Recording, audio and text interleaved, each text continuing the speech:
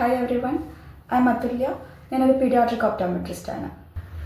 ചില കുട്ടികൾക്ക് കണ്ണുകൾ സാധാരണമായി കാണപ്പെടുന്നുണ്ടെങ്കിലും കാണാൻ ബുദ്ധിമുട്ടുണ്ടാകുമെന്ന് നിങ്ങൾക്കറിയാമോ?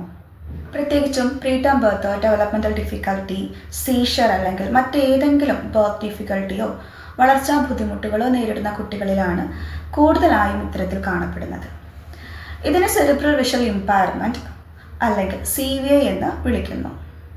കാഴ്ചയ്ക്ക് കാരണമായ തലച്ചോറിൻ്റെ ഭാഗങ്ങളിൽ ജനന സമയത്തോ അല്ലാതെയോ സംഭവിക്കുന്ന ബുദ്ധിമുട്ടുകളാണ് ഈ ഒരു കണ്ടീഷന് കാരണമാവുന്നത്.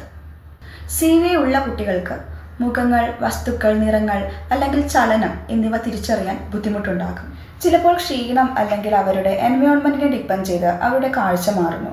പലപ്പോഴും അവർക്ക് വ്യക്തമായി തൻ്റെ ബുദ്ധിമുട്ടുകൾ പറയാൻ കഴിയാത്തതിനാലും കണ്ണുകൾ നോർമലായി കാണപ്പെടുന്നതിനാൽ സാധാരണ നടത്തുന്ന കാഴ്ച പരിശോധനയിൽ മനസ്സിലാവാൻ കഴിയാത്തതിനാലും CVI എന്ന ഈ ഡയഗ്നോസിസ് മിസ്സായി പോകുന്നതാണ് സാധാരണമായി കണ്ടുവരുന്നത്. അവയർനെസ് ആണ് ഇതിൻ്റെ ഫസ്റ്റ് സ്റ്റെപ്പ്.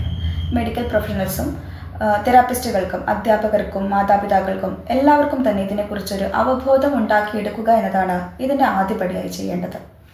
എന്താണ് CVI എന്നും എന്തെല്ലാം വെല്ലുവിളികളാണ് നമ്മളിതിൽ നേരിടാൻ പോകുന്നതെന്നും എങ്ങനെയൊക്കെയാണ് CVIനെ നമ്മൾ ട്രീറ്റ് ചെയ്യേണ്ടതെന്നുമാണ് ഇനി വരാൻ പോകുന്ന വീഡിയോകളിൽ നമ്മൾ ഡിസ്കസ് ചെയ്യുന്നത്.